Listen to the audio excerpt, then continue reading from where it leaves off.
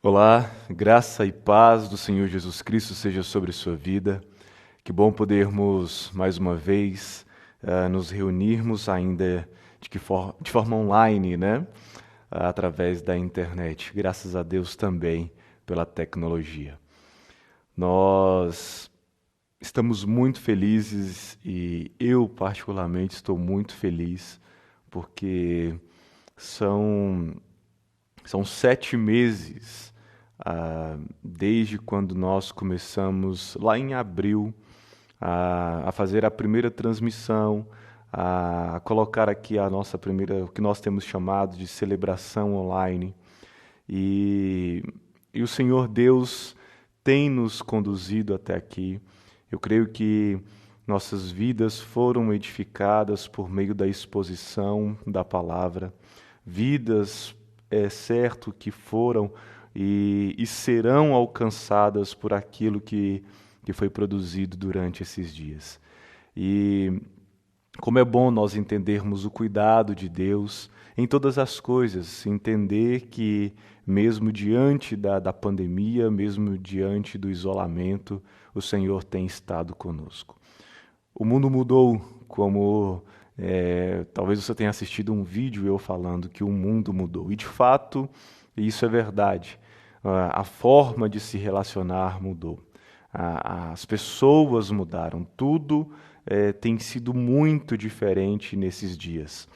Temos visto por meio das mídias que a Europa já vive um segundo momento, uma segunda onda de contaminação pela Covid-19. E agora? Como é que nós ficamos aqui no Brasil em relação a tudo isso? Será que as escolhas são de fato para preservar a vida, para preservar ou cuidar da saúde, tratar da saúde? Ou há simples e meramente uma motivação política? O que tem motivado as decisões aqui no nosso país? E enquanto igreja, quais são as nossas respostas para as perguntas que estão sendo feitas?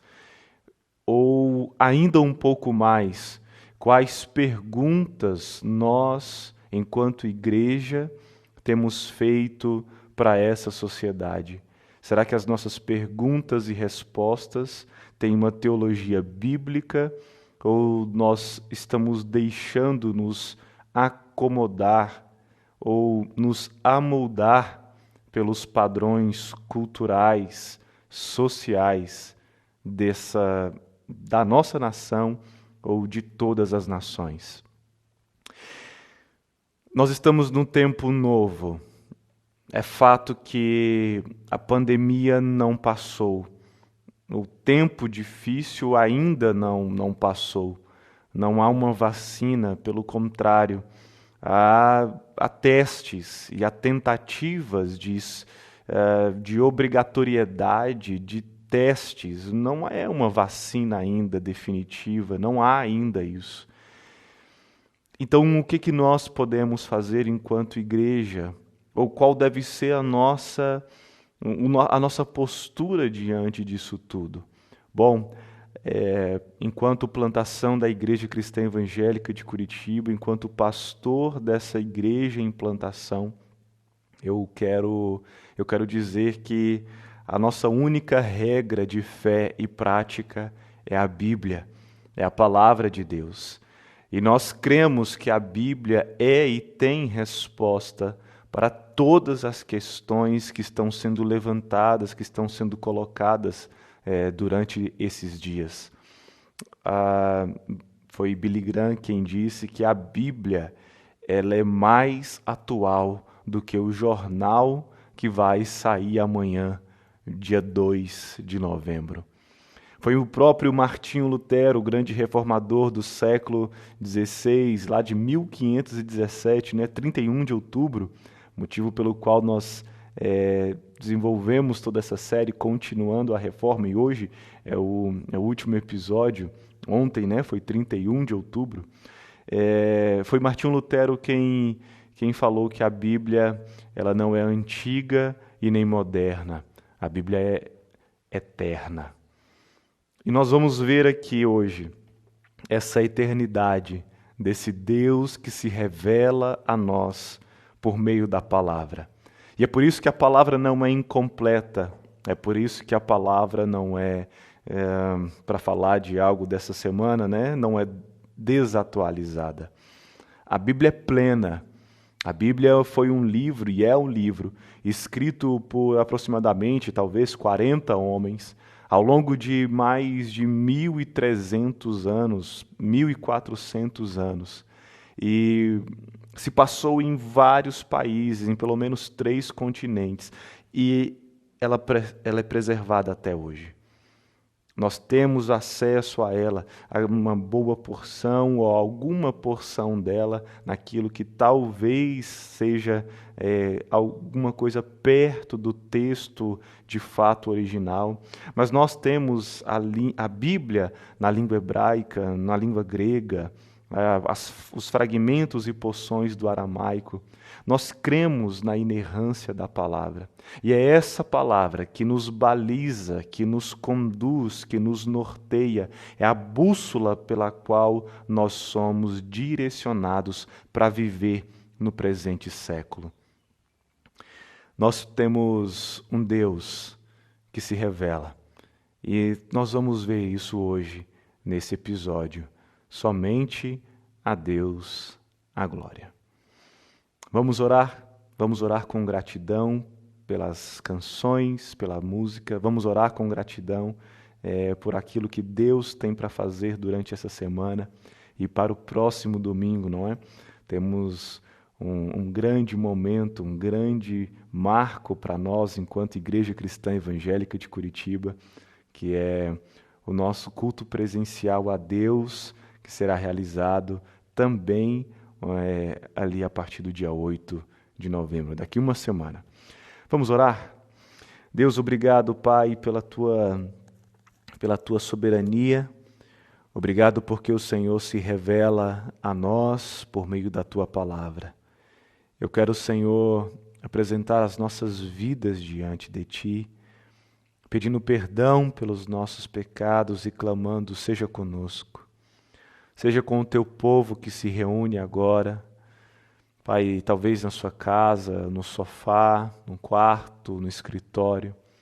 Deus, seja com essa pessoa que está assistindo, ouvindo essa mensagem e não sabemos por que ela chegou aqui, mas ela está aqui. Eu te peço que aquilo que for dito, Pai, encontre uma terra fértil, uma boa terra para que seja germinada essa semente e possa crescer e dar frutos para o louvor da tua glória.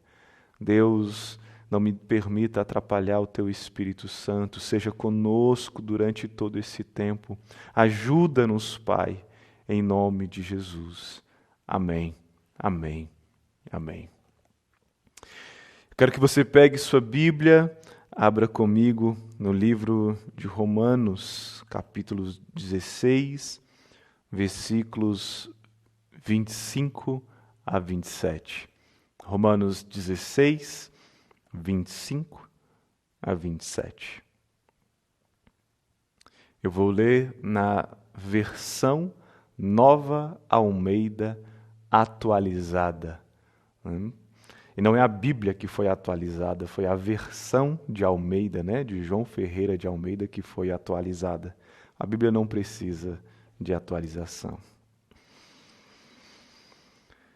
Romanos, capítulo 16, versículo 25, diz assim: Ora, ao Deus que é poderoso para confirmar vocês segundo o meu evangelho e a pregação de Jesus Cristo, conforme a revelação do mistério guardado em silêncio desde os tempos eternos, e que agora tornou-se manifesto e foi dado a conhecer por meio das Escrituras proféticas, segundo o mandamento do Deus eterno, para a obediência da fé entre todas as nações, a este Deus único e sábio, seja dada glória, por meio de Jesus Cristo, para sempre. Amém. Obrigado, Deus, pela Tua palavra. Fala conosco, conforta-nos, norteia-nos, encoraja-nos, exorta-nos, confronta-nos também, para que nós possamos ser obedientes por Jesus. Amém. Amém. Amém.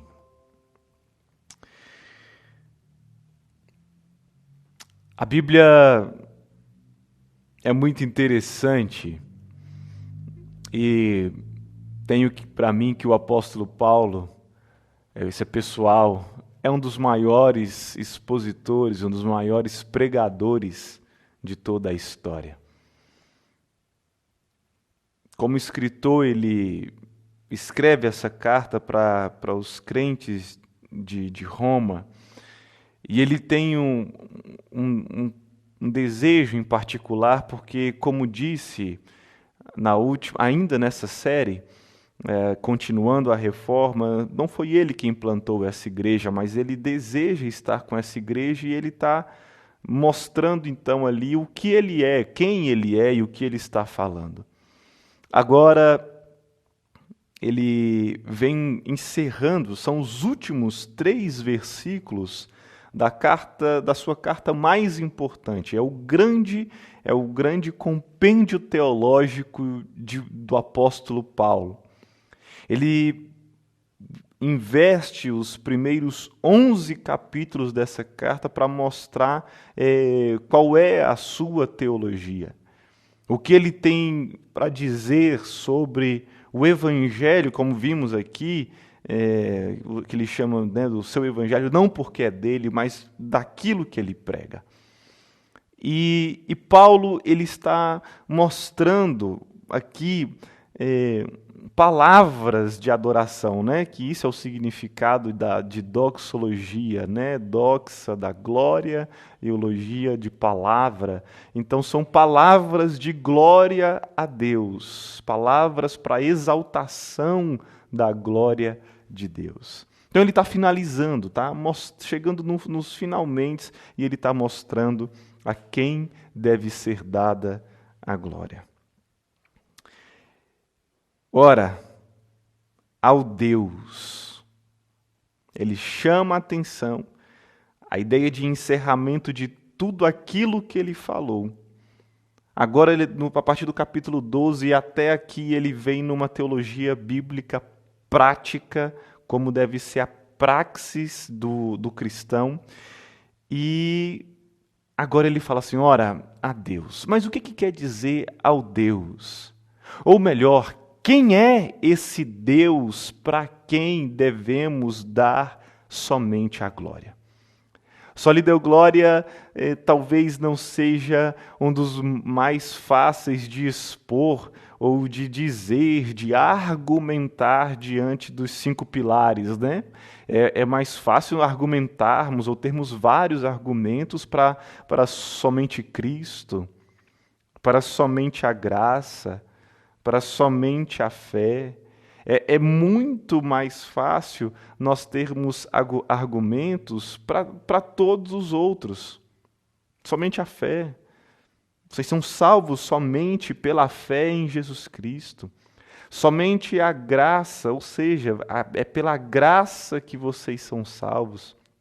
Somente Cristo, ou seja, é por meio de Cristo que vocês são salvos, é pela obra de Jesus Cristo, não por obra própria. Ou sola Scriptura, ou somente a Escritura tem e é a palavra para a salvação. Mas o só lhe deu glória, talvez não exista, né, muitos argumentos, mas pode ser que seja um dos mais importantes para nós entendermos a vida como deve ser vivida. Então, se eu devo dar somente a Deus a glória, a primeira pergunta é: quem é esse Deus? Quem é esse Deus de que Paulo está falando, de que nós falamos em nossos dias? Dizemos desse Deus, falamos desse Deus, pregamos sobre esse Deus, tuitamos desse Deus, Instagram com foto, até foto de Deus, discute sobre Deus, fala sobre Deus. Quem é esse Deus? Em primeiro lugar, esse Deus, ele é o único Deus vivo. Revelado nas Escrituras, revelado na natureza e, sobretudo, revelado através da pessoa de Jesus Cristo. Esse Deus, ele é amor. Talvez essa seja a faceta, o atributo de Deus o mais falado. Deus é amor. Aquele que não ama, não conhece a Deus, porque Deus é amor, o texto de 1 João, capítulo 4, versículo 8. Deus, ele é amor, ele não tem amor. Porque se Deus tem amor, ele pode não ter. Mas se Deus é amor, como de fato é, e a Bíblia nos afirma que é, ele não pode negar-se a si mesmo. Em segundo lugar, Deus é eterno. No Salmo 90, versículo 2, nós vemos que antes de nascerem os montes e de criares a terra e o mundo, de eternidade a eternidade, Tu és Deus. Deus não foi um ser criado por nada ou por ninguém. Não foi uma explosão, porque era preciso que antes houvesse então algo para que pudesse ter sido explodido. E o texto, a Bíblia nos afirma através da literatura hebreia, através aqui do texto oriental dos hebreus, nós vemos que de eternidade a eternidade, ou seja, não há um começo e não há um fim. Ele em outro texto vai dizer que ele é o alfa e o ômega, ou seja, ele é a primeira letra e ele é a última letra. Esse Deus é eterno. Em terceiro lugar, esse Deus, ele é criador. Lá no Gênesis, no início de todas as coisas, o Senhor Deus, ele criou os céus e a terra.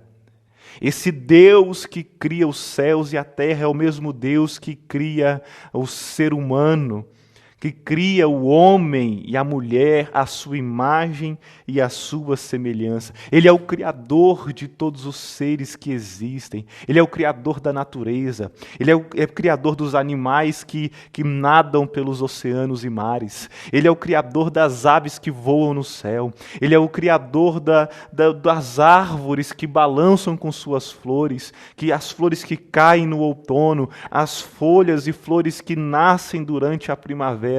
Ele é o Criador de todas as coisas. Mas em quarto lugar, o Senhor Deus, ele não apenas é o Criador, como ele também é o sustentador de tudo aquilo que existe.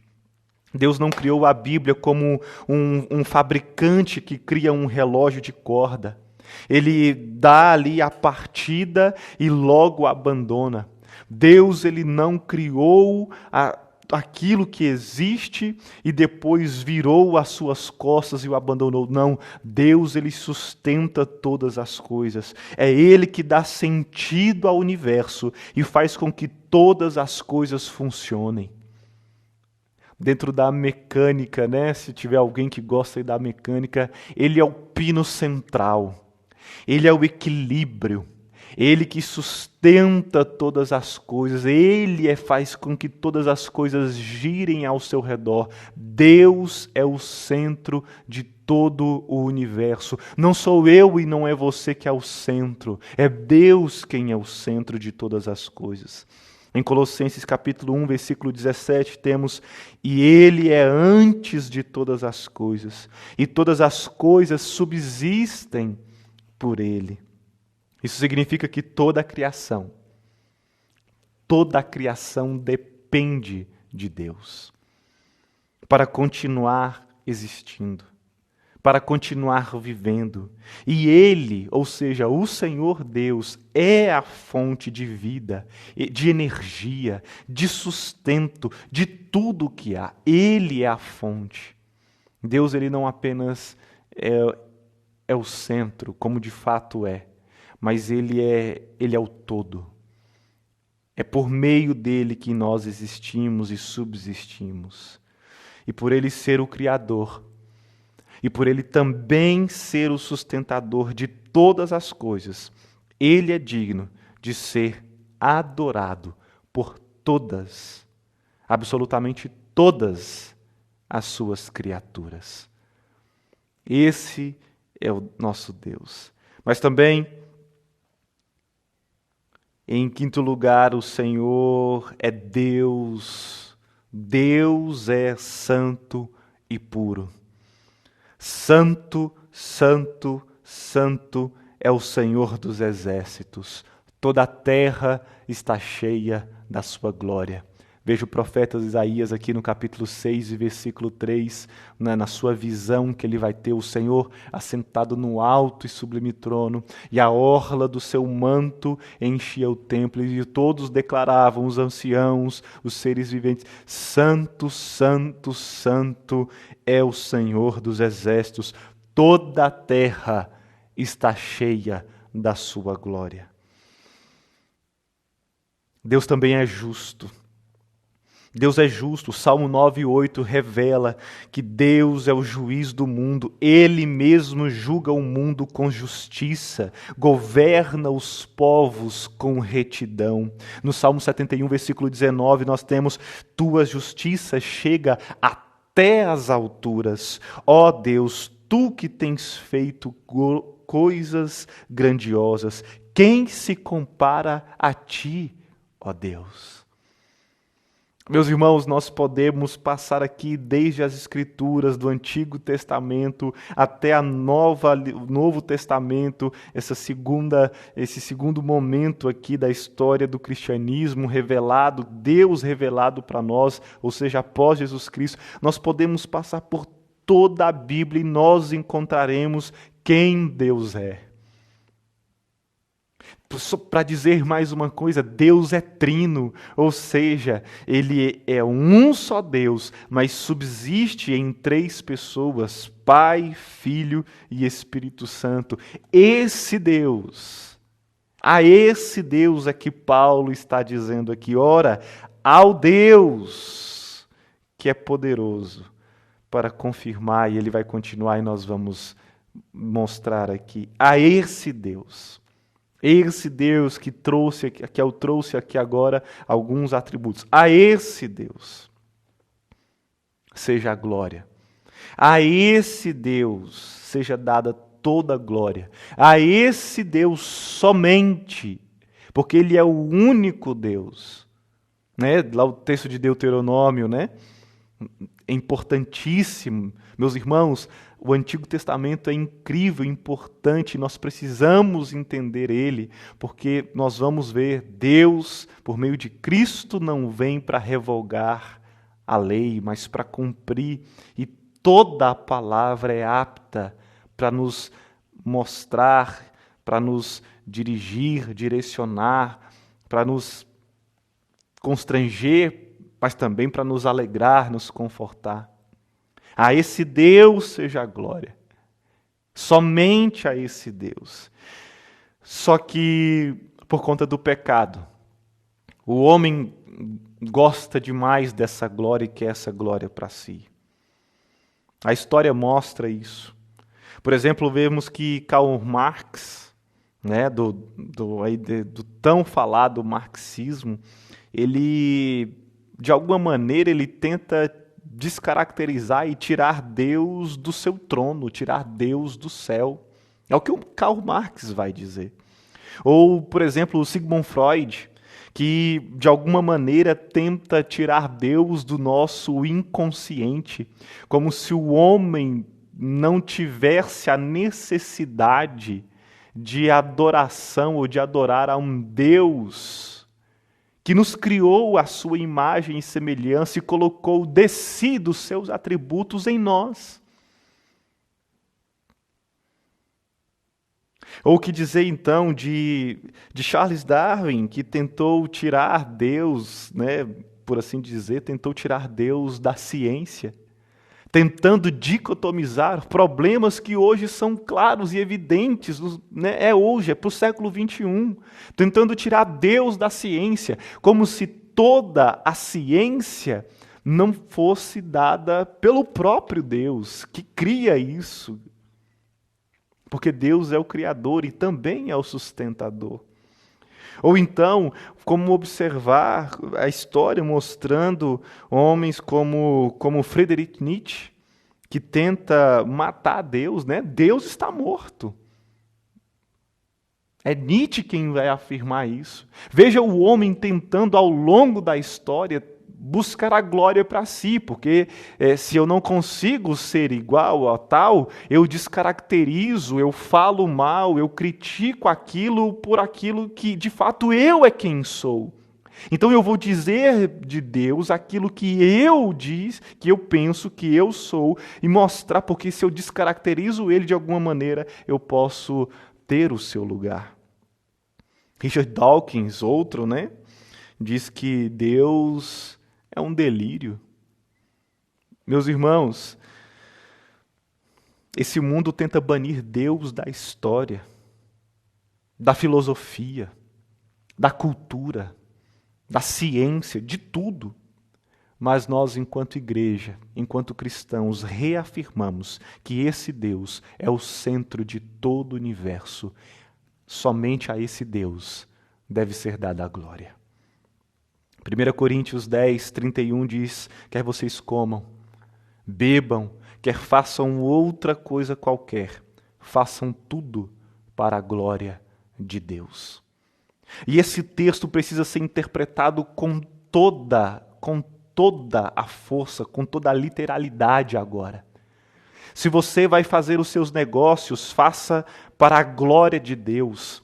Porque se estão desviando, se estão roubando, se estão pegando dinheiro público que era para ser utilizado na saúde, na compra de respiradores, no investimento de pesquisadores para poder desenvolver de fato a vacina, se o estudo é feito de forma errada, simplesmente para provar que tem conhecimento, meus irmãos, façam tudo para a glória de Deus, os seus negócios para a glória de Deus, dê a sua aula para a glória de Deus, pregue para a glória de Deus, arrume sua casa para a glória de Deus, cuide dos seus filhos para a glória de Deus, tome um banho para a glória de Deus, se arrume para a glória de Deus, faça todas as coisas, prepare um alimento para a glória de Deus, viva para a glória de Deus. O grande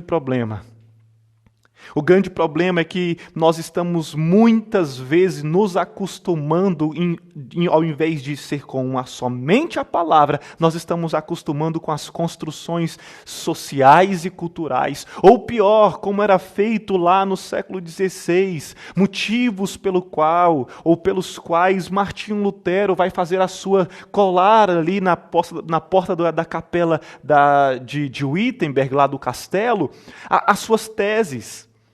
Porque estavam dicotomizando, ou seja, criando aquilo que era o clero, aquilo que era o santo e aquilo que era o profano. E para nós que somos cristãos, tudo é santo. E nós precisamos viver isso. Tudo é santo.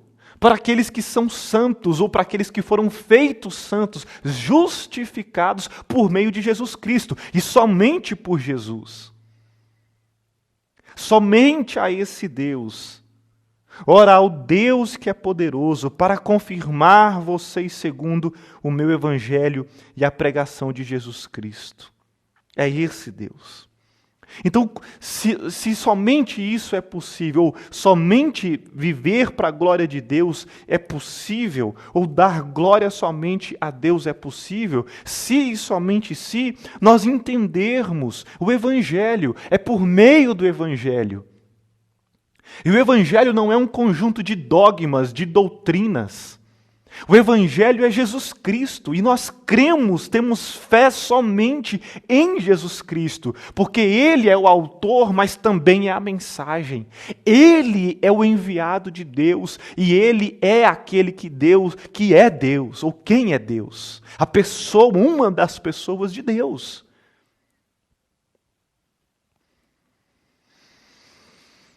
O meu Evangelho, Paulo vai dizer, não porque O evangelho é dele.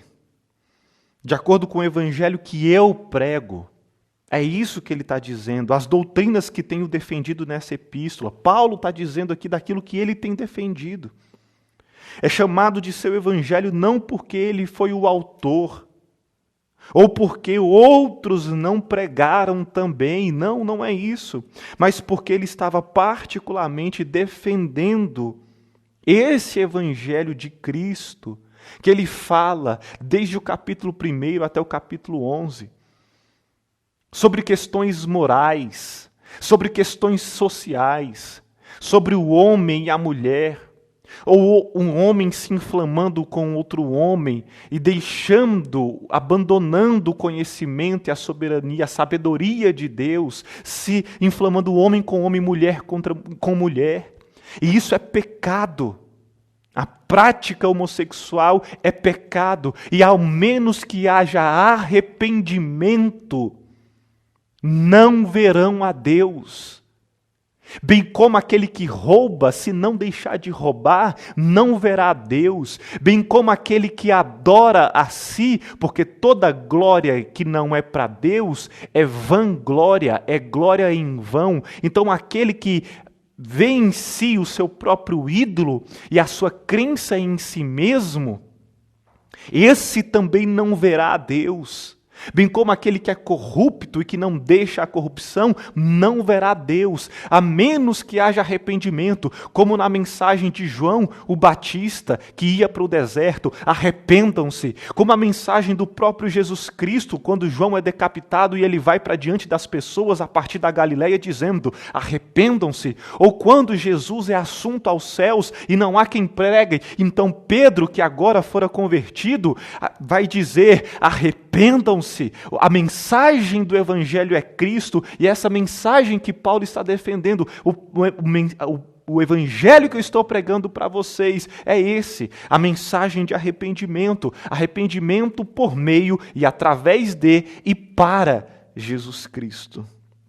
É a pregação de Jesus, está escrito aqui na sequência, né? Segundo o meu Evangelho e a pregação de Jesus Cristo. Não é simplesmente, não é Paulo, é Cristo. Jesus, como falei agora, é o autor e ele é a mensagem. Estou pregando Cristo, estou falando de Cristo, estou comunicando Cristo para vocês. Conforme a revelação do mistério guardada em silêncio desde os tempos eternos. Isso aqui está dizendo sobre aquilo que Deus iria mostrar, que era o seu plano, como veremos no versículo 26, que era o plano de salvação. Veja, e que agora tornou-se manifesto e foi dado a conhecer por meio das escrituras proféticas. No final do versículo 25, em silêncio desde os tempos eternos. Veja o Deus que é eterno, a eternidade de Deus. O plano da salvação já existia. Já estava escrito, já estava formado. Não é que Deus deu errado e Deus agora teve que consertar tudo. Não, já existia isso. E Deus sabia que isso seria através do seu Filho Jesus Cristo. O plano de Deus para salvar as pessoas é divulgado a todas as nações. E Deus, por meio de Jesus Cristo, comissiona os seus. Para que, enquanto vamos, ou seja, indo pelo caminho, façamos discípulos. Não discípulos de Felipe, não discípulos pessoais, mas discípulos de Jesus Cristo. E como é importante nós entendermos esse texto, porque diz que e que agora tornou-se manifesto e foi dado a conhecer por meio das escrituras proféticas. E a ideia de escritura profética ou a literatura profética, aquilo que são as escrituras, remete ao Antigo Testamento. Paulo está dizendo aqui, mostrando aqui, que a esse Deus que é poderoso para confirmar tudo, fazer todas as coisas, a Ele somente seja dada a glória. Esse Deus, Ele está mostrando que a sua base e fundamentação não está em si, mas está nas Escrituras, nos textos lá do Antigo Testamento, da primeira aliança.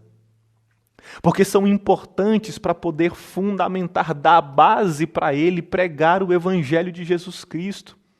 E é importante, olha só, veja o que está escrito lá, eu vou abrir um parêntese aqui, na exposição do texto, veja o que está escrito em Mateus capítulo 5, versículos 17 e 18. Não pensem, palavras de Jesus Cristo, é Jesus quem está dizendo, não pensem que vim revogar a lei ou os profetas. Não pensem que vim fazer isso. Não vim para revogar, mas para cumprir. Porque em verdade lhes digo, até que o céu e a terra passem, nem um i ou um tio jamais passará da lei, até que tudo se cumpra. Cristo, meu irmão, aquele que tem a melhor percepção, aquele que tem o melhor viés, aquele que tem o melhor prisma, aquele que tem as lentes da eternidade em seus olhos, aquele que pode ver e ver de fato todas as coisas, a melhor interpretação, a melhor hermenêutica, a melhor teologia, esse homem, ele falou que nem um i ou um tio jamais passará da lei. Ele não veio para revogar, mas para cumprir toda a lei, e de fato fez, e nós somos participantes da graça e da glória de Deus, porque foi para isso que todas as coisas foram criadas. Por meio desse Cristo, nós somos feitos participantes, por meio desse Cristo, e Ele não veio revogar, Ele veio cumprir. O fundamento de Jesus Cristo é as Escrituras, a lei e os profetas. E o que Paulo está dizendo é que toda essa glória que deve ser dada a Deus também é manifesta desde a eternidade. Agora tornou-se manifesto. Antes não era, antes era mistério, mas agora o plano da salvação na pessoa de Jesus Cristo e somente por ela, por fé em Jesus Cristo, somente fé em Cristo, somente a glória dada para Deus, a salvação somente pela graça, através somente das Escrituras. A Ele seja dada essa glória, somente assim esse plano da salvação pode ser revelado. Mais importante do que qualquer outra coisa. Mais importante do que tudo, mais importante do que o status social, do que a inteligência, do que a capacidade de concatenar ideias, do que a retórica, do que a oratória, mais importante do que isso, é saber que o nosso nome está escrito no livro da vida. Existe um plano de Deus para salvar os seus, para salvar aqueles que de antemão Ele predestinou, escolheu. E o Deus que é justo não coloca ninguém no inferno, porque a escolha do pecado não foi de Deus, mas foi da humanidade.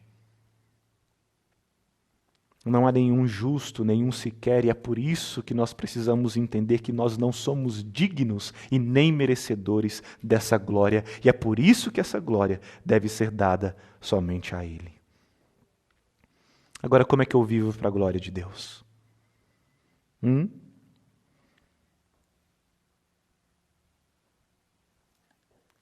Nós vemos que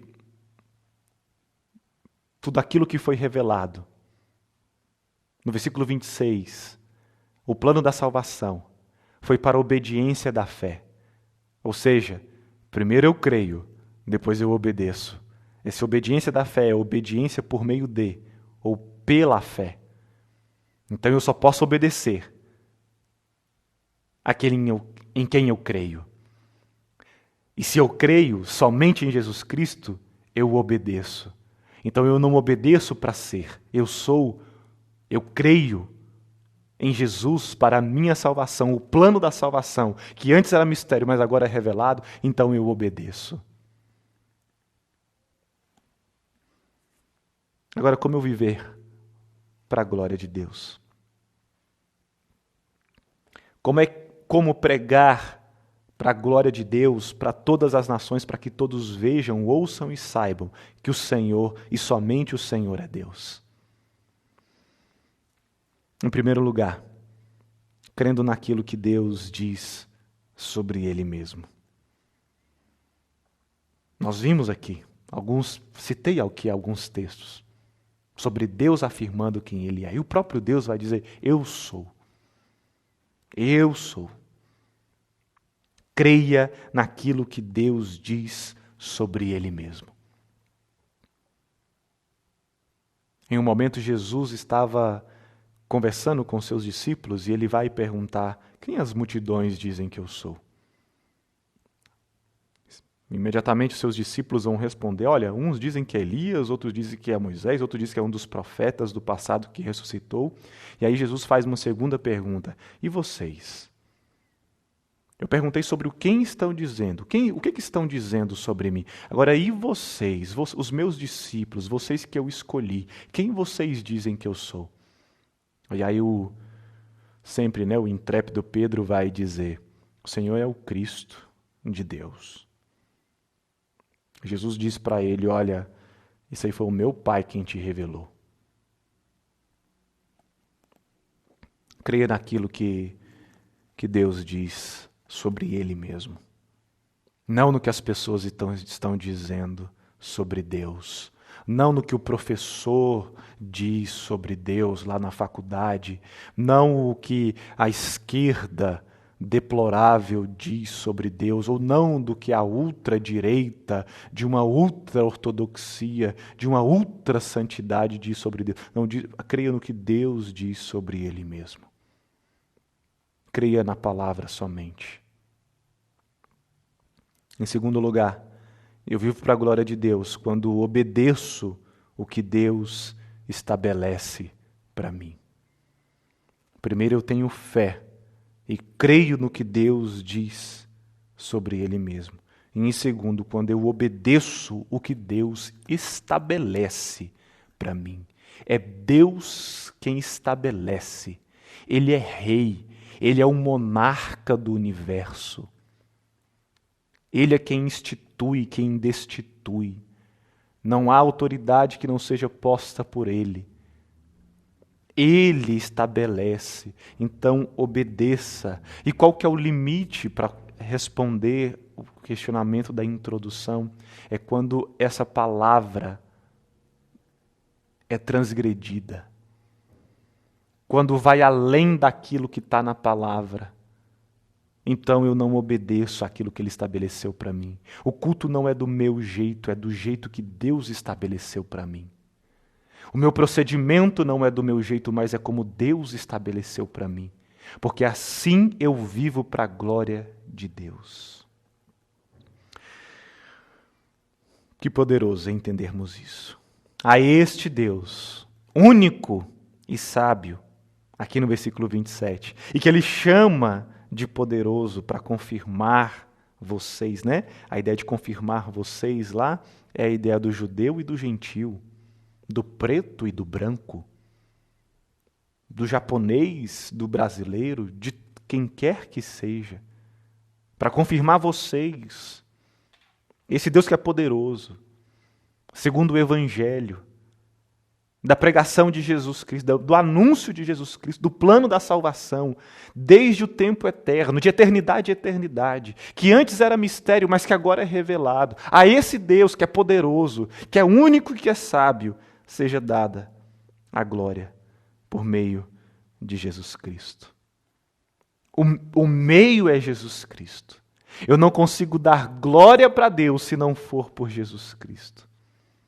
Então eu preciso crer em Jesus Cristo e somente em Jesus Cristo, para poder dar glória para Deus. E é por isso que só lhe deu glória. Só lhe deu glória. Talvez seja um dos pilares, um dos slogans mais importantes da Reforma Protestante. E é por isso que nós estamos continuando a reforma nos nossos dias, fazendo a leitura daquilo que está acontecendo e dando glória somente a Deus. A esse Deus, único e sábio, seja dada a glória por meio de Jesus Cristo, para sempre. Amém. Você está dando a glória para Deus? Você está vivendo para a glória de Deus nas suas atitudes? Será que muitas vezes você não tem incorrido naquilo que acontecia lá no século XVI, quando aquilo que era o clero era santo, mas fora da igreja é profano?